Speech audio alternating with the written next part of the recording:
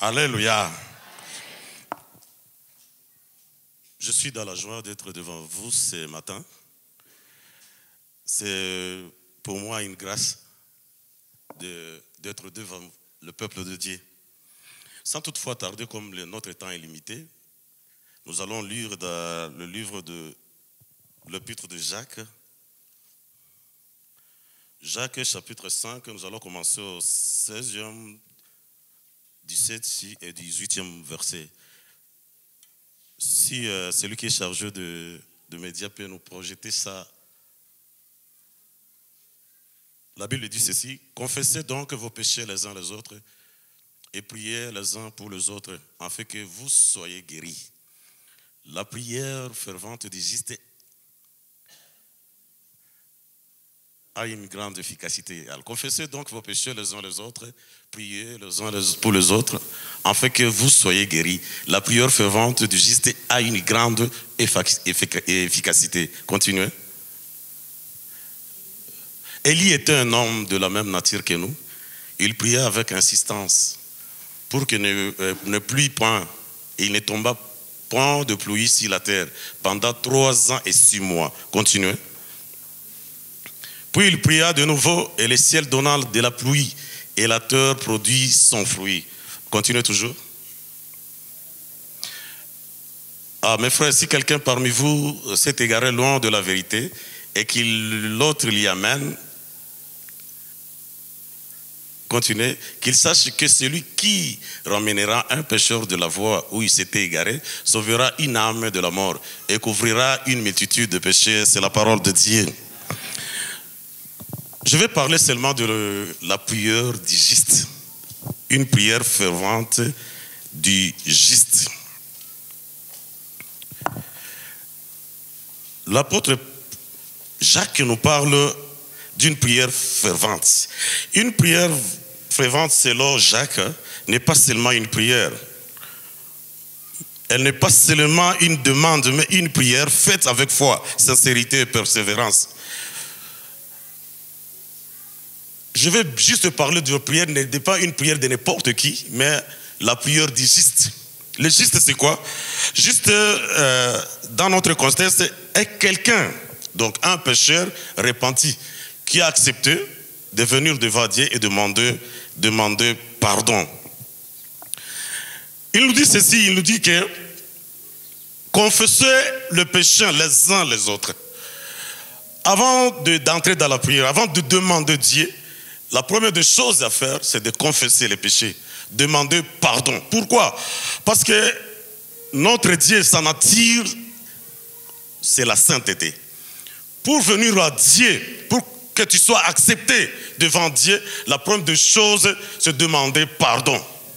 Parce que nous sommes faibles, nous portons la chair, nous péchons à tout moment. Alors, avant de venir devant Dieu, parce qu'il est saint, nous devons d'abord nous sanctifier. Alléluia. Alors il dit, confessez les péchés les uns les autres.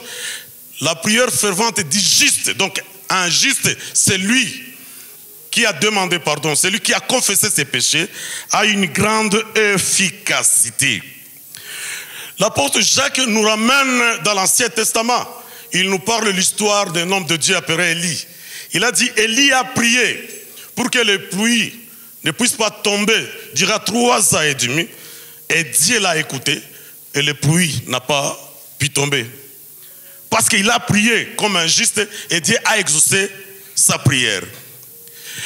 Ce que me pousse de parler de cet homme, c'est parce que la Bible dit qu'Élie était un homme de la même nature que nous.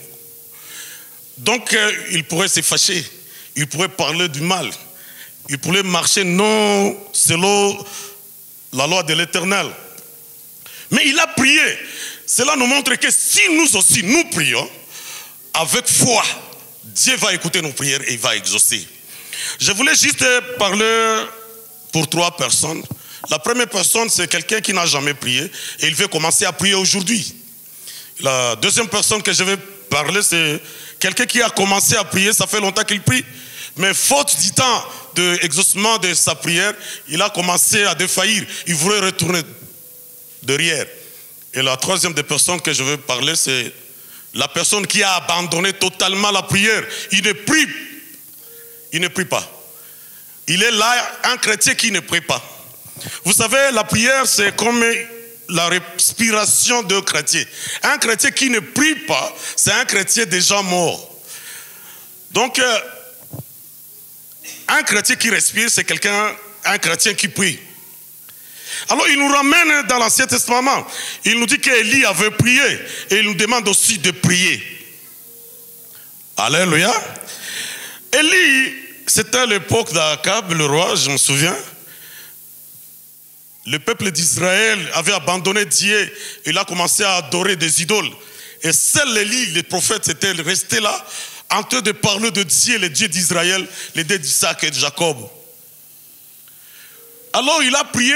Donc c'est comme si c'est une prière là du chagrin. Il a vu comment est-ce que le peuple d'Israël ne marchait pas selon la loi de l'Éternel. Et il a dit comme le peuple de Dieu ne marche pas selon Dieu, qu'il n'y ait plus la pluie. Et Dieu a écouté, il a exaucé. Et après 3 ans, il a retourné encore, il est parti prier. La Bible dit qu'il a monté sur la montagne. Si vous lisez bien, je pense, si vous lisez 1 Roi 18, 41 à 46, il est parti prier. Là, on donne des détails, comment est-ce qu'il a prié. La Bible là dit qu'il s'était agenouillé et il a mis sa tête entre les 2 pieds et il a commencé à prier. Alléluia. La prière fervente, c'est une prière avec insistance. Il n'y avait pas vraiment des signes pour montrer qu'il y aura la pluie. Alors lui, il a caché sa face pour ne pas regarder les intempéries, parce que ça pourrait affaiblir sa foi. Dimanche passé, le serviteur de Dieu nous a parlé de la prière et la foi. Il a dit que prier sans la foi, c'est une récitation. La Bible nous dit ici, si nous nous rassemblons ici, ayons la foi que Jésus est avec nous. Alléluia. C'est comme si quelqu'un peut venir demander une dette ou demander quelque chose à une personne. Et il arrive là-bas, la personne n'est pas là. Et il commence à crier, j'ai besoin de l'argent, j'ai besoin de quelque chose. Mais la personne à qui il s'adresse n'est pas là. C'est prier en vain. Si nous venons devant Dieu, ayons la foi que Dieu est là. Alléluia. Et je t'assure que Dieu est ici. Quand tu pries, Dieu va écouter. Quand tu pries, Dieu va répondre. Il est parmi nous ici. Gloire à Jésus. Alléluia. Et il a commencé à prier. Il a commencé à prier. Et il y avait un serviteur, son serviteur. Il a envoyé son serviteur d'aller regarder s'il y a au moins des signes qui prouvent qu'il y aura la pluie.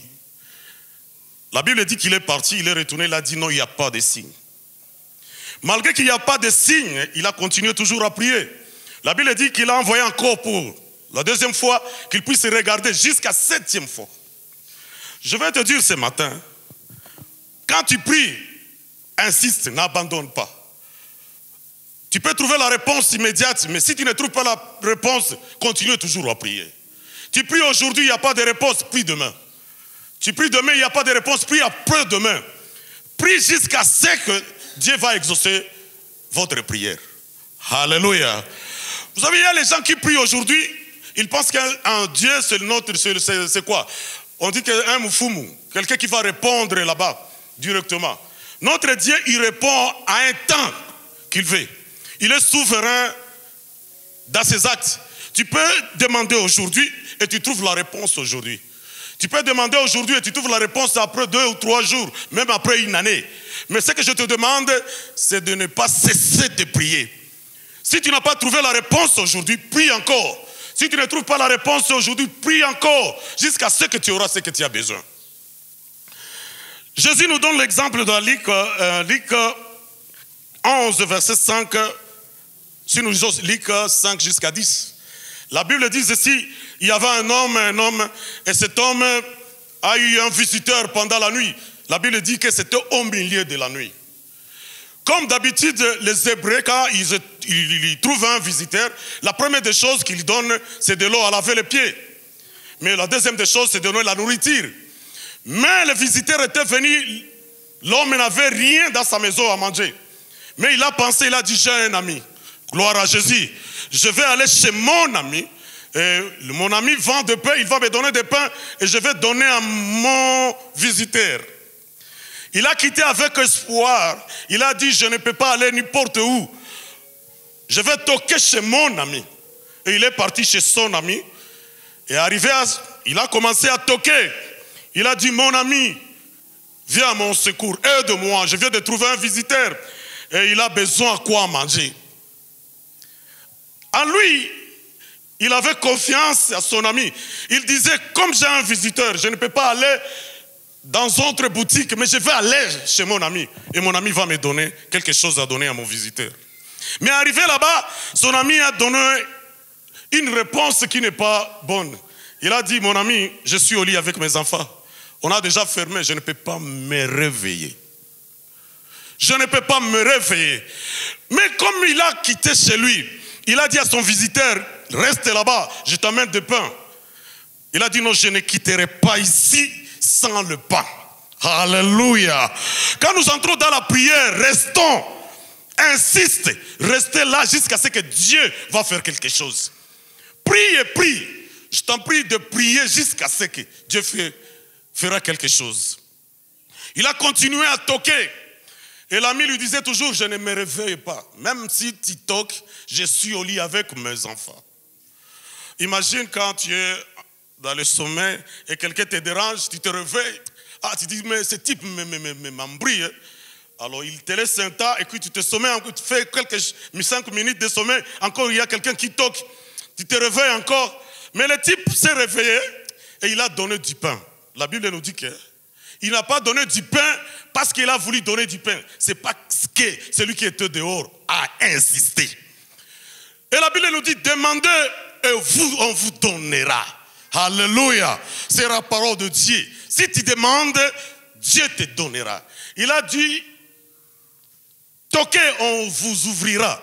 Si tu toques, Dieu va ouvrir. Je veux toujours encourager quelqu'un ici de continuer à prier. Si tu n'as pas encore prié, commencez à prier dès maintenant. Dieu écoute nos prières et il exauce nos prières. Alléluia. Si tu pries, Dieu va exaucer. Si tu demandes, Dieu va te donner. C'est sa parole et Dieu respecte sa parole. Alléluia. Gloire à Jésus.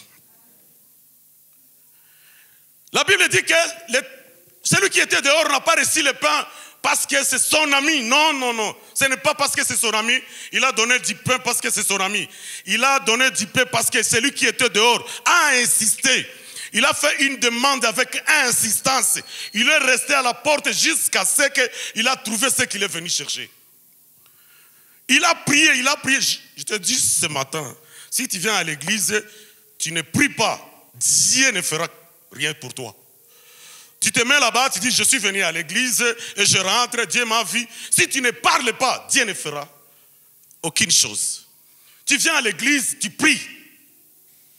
Tu demandes, tu montres tes sujets, tes problèmes devant Dieu. Et Dieu va agir. Mais tu es là. Il y a des chrétiens qui passent même la nuit sans toutefois prier. On lui amène la nourriture, il a faim, il ne remercie même pas Dieu. La Bible nous demande de prier à tout le temps. Il nous demande de prier sans cesse. Alléluia. Gloire à Jésus. La Bible dit que cet homme a réussi parce qu'il a insisté. La Bible nous parle aussi d'une femme. Il avait un homme, on dit que c'est un homme orgueilleux. Et cet homme avait la dette de cette femme. Et chaque fois, la femme demandait, il allait plaider son cas. À chaque fois, cet homme demandait de lui payer, mais cet homme ne voulait pas payer. Mais la femme a insisté. Il a insisté, il a dit, tu me payes ma dette. Mais cet homme a dit, mais malgré que je suis orgueilleux, malgré que je n'ai pas la volonté de payer cette femme, mais cette femme m'embrouille, je veux lui donner. Il n'a pas donné parce qu'il a voulu donner, mais il a échappé d'être embrouillé à chaque fois. Parce que cette femme venait le matin, il venait le soir, il venait la nuit, à tout le moment. Alors l'homme était embrouillé, il a donné. Mais notre Dieu, c'est notre Père. Gloire à Jésus. Et c'est la raison pour laquelle si nous venons devant notre Père exauce nos prières. Alléluia. Moi, je suis un papa, j'ai des enfants. J'ai une petite fille je pense qu'il a 7 ans. Je me souviens un jour, il avait 5 ans. Et le matin, il se réveille, il dit que je vais manger. On lui donne la nourriture, il refuse, il dit que j'ai besoin de haricots. Il crie à soi, il maragui, maragui. Mais on n'a pas les maragui à la maison, on n'a pas l'haricot. Qu'est-ce qu'on va faire? On lui achète des biscuits, il refuse. Il dit non, moi je n'ai pas besoin de biscuits. Maragui. Il est entré dans la chambre, il retourne. Maman maragui. Maman maragui. On se pose la question, où est-ce qu'on va trouver les maragui? Mais moi je suis le papa. Et l'enfant sait que tout ce qu'il va demander, j'en ai. Alléluia. Je vais te dire une chose. Tout ce que nous demandons, notre Dieu, le Père, en a. Il a un dépôt de tout ce que vous avez besoin. Ma sœur, si tu as besoin d'un homme, il y a des hommes là, dans les dépôts de Dieu. Si tu as besoin de parcelles, là, il y en a beaucoup. Si tu as besoin de l'argent, au ciel, il y en a beaucoup. Demande et Dieu te le donnera. C'est notre Père. Moi, je suis le père de la fille. Qu'est-ce que je vais faire? Il y a une voisine qui est... Donc, nous sommes voisins, il y a seulement la clôture qui nous sépare. Mais je passe. J'ai salué la voisine sans toutefois le vouloir. À condition que je demande quelque chose à répondre à ma fille. J'ai dit, maman, Munalamuka, bonjour, comment ça va? Il a dit, Munalamuka. Et moi, j'ai dit, non, nous avons un problème. Il y a la fille qui demande les maragui et pourtant à la maison, il n'a rien. Ah, il a dit, non, tout le côté c'est maragui, il a plus de haricot. Et j'ai répondu aux besoins de ma fille. Je l'ai fait pourquoi? Parce que c'est ma fille. Imagine si c'était une fille voisine. Ah, je dirais, allez chez vous, demande ça à ton père. Et notre Dieu, c'est notre papa. Quand nous avons besoin, il va faire tout pour que nous soyons satisfaits. Alléluia. C'est la raison pour laquelle je te demande de prier toujours avec insistance. Alléluia. Anne avait prié. La Bible dit qu'elle était stérile. C'était le jour d'aller prier à l'église. C'était le jour de fête. Et lui n'a pas entré dans la fête, il est parti dans l'église. Il a commencé à prier. Il a insisté jusqu'à ce que les paroles ne sortent pas. La Bible dit que le prophète Élie était là, il regardait la bouche de la femme parler, bouger, mais il n'y avait pas de paroles. Et il est venu, il a dit, femme, depuis quand tu vas rester dans l'ivresse? Tu continues toujours à prendre de vin. Et la femme a dit, non, moi je ne suis pas une femme. Vous lisez ça dans 1 Samuel 1, 10 jusqu'à 17. Il a dit que moi je ne suis pas une femme insensée. Je suis venu devant Dieu parler pour mon problème, montrer mon Dieu les problèmes que j'ai. Et Élie a dit, allez, et que ça soit fait selon votre demande. Il est parti et il a réussi ce qu'il avait besoin. Je te dis, ne laisse pas de prier. Continue toujours de prier. Notre Dieu est bon et il fera ce que tu demandes. Mais la première des choses qu'il faut faire, il faut confesser les péchés. La deuxième chose, c'est que nous avons prié, c'est prier avec foi. On vient ici, notre Dieu c'est l'Esprit. Il nous écoute quand nous prions en esprit. Tu arrives dans l'église, personne ne regarde Dieu, mais il est parmi nous ici. Alléluia. Gloire à Jésus. Il est parmi nous ici. Quand Moïse était venu, vous savez, Moïse était sorti de l'Égypte. Il a passé presque 40 ans dans la maison de Pharaon. Et Dieu lui envoie là-bas, il savait la dureté du cœur de Pharaon. Et Dieu lui dit, allez chez Pharaon. Et dit à Pharaon, libère le peuple d'Israël.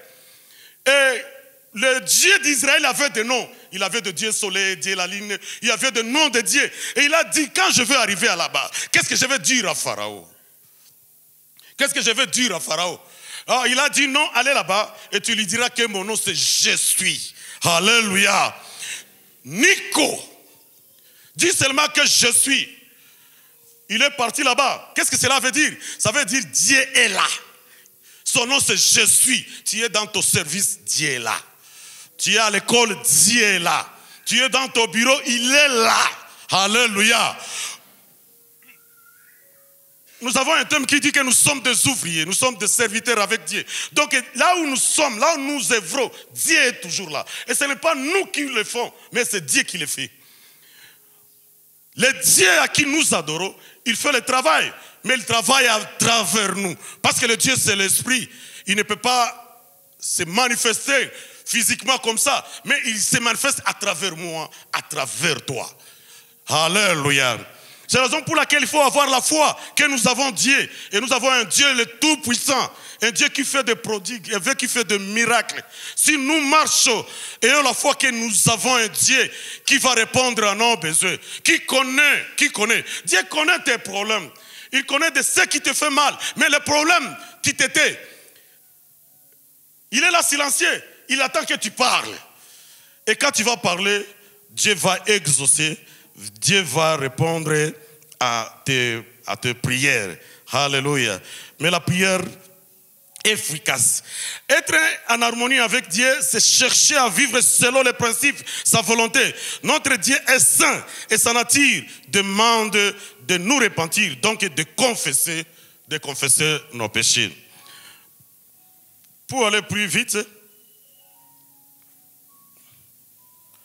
je voulais juste seulement, pour un peu de temps, parce que le temps nous fait aussi défaut.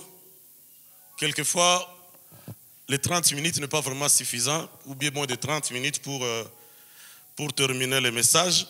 Mais je voulais seulement aujourd'hui encourager quelqu'un d'aller dans la prière.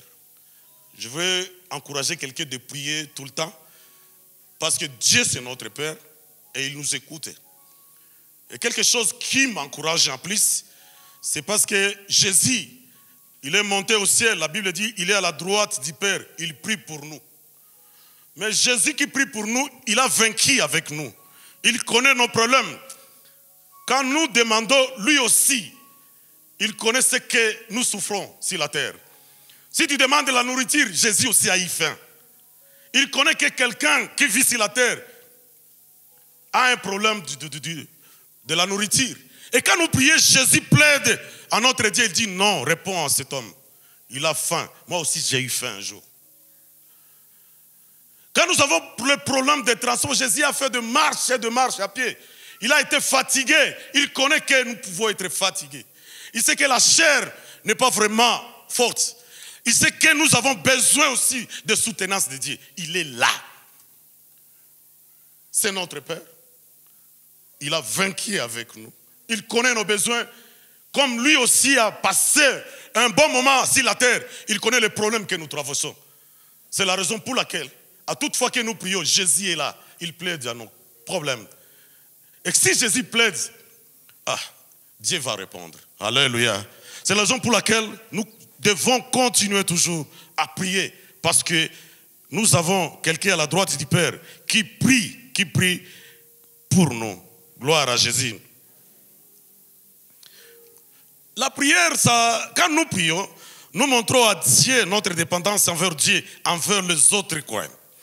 Okay, en résumé, la prière efficace du Christ est une prière faite avec un cœur sincère, dans une relation de confiance avec Dieu et avec persévérance, cherchant à vivre sa volonté.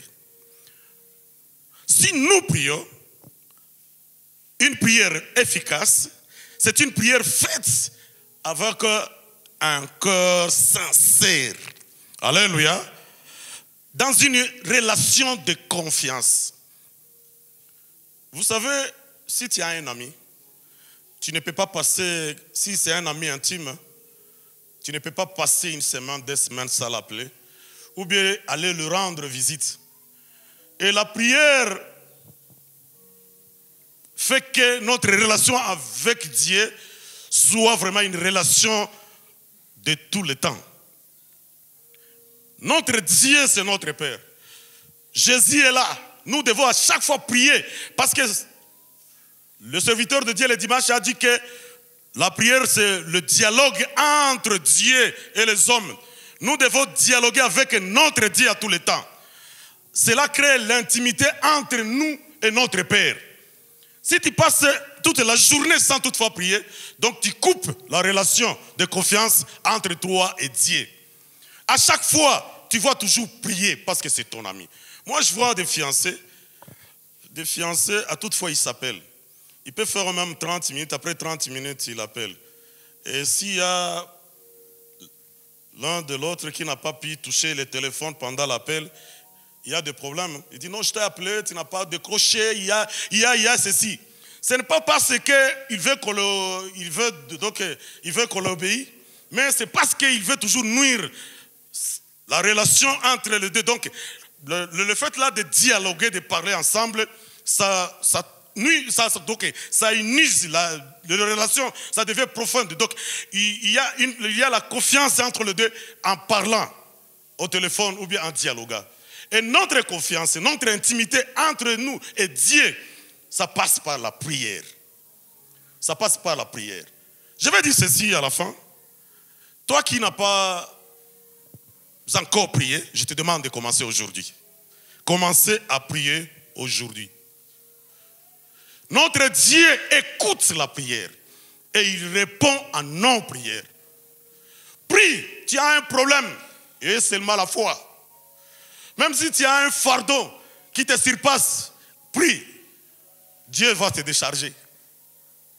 Toi qui as prié, tu as prié longtemps et faute du temps d'exaucement, tu as défailli. Tu ne pries plus. Je te prie, renouvelle encore ta prière. Commencez encore de prier. Notre Dieu écoute et il va répondre. Et toi qui as abandonné, je t'exhorte de prier encore. Alléluia. Je t'exhorte encore de prier, de prier, de prier. Notre Dieu est là. Il va répondre à ta prière. La Bible dit qu'Élie était un homme de la même nature que nous. Il était comme nous, il portait la chair. Je me souviens un jour, Élie, quand il a prié, la Bible dit qu'il a pris l'épée, il a tué le prophète de Baal. Donc lui aussi pourrait se fâcher. Il pourrait agir. Nous aussi, nous sommes comme Élie. Mais si nous confessons les péchés et nous venons devant Dieu, lui il est fidèle, il va nous écouter et il va exaucer nos prières. Que Dieu bénisse sa parole. Amen.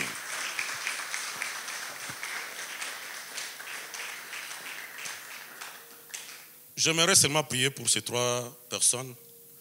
Celui qui veut commencer à prier aujourd'hui, une prière fervente, une prière avec insistance.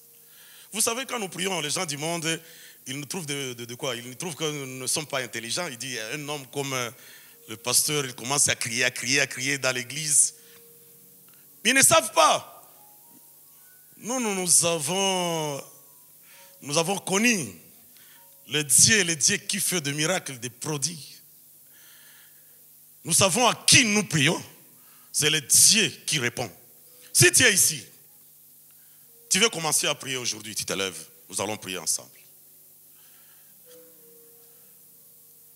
Et si tu es ici, tu as prié et tu commences à défaillir dans tes prières, je te prierai de t'élever afin que Dieu te donne aussi, le Saint-Esprit puisse encore te donner la force de continuer à prier. Et si tu es ici, tu as abandonné totalement la prière, je te prierai de te mettre debout et nous allons prier ensemble. Nous avons un Dieu grand. Je sais qu'il va restaurer le temps de ton prière. Il va restaurer ta façon de prier. Si tu es parmi nous ici, je te prierai de t'élever et commencer à prier.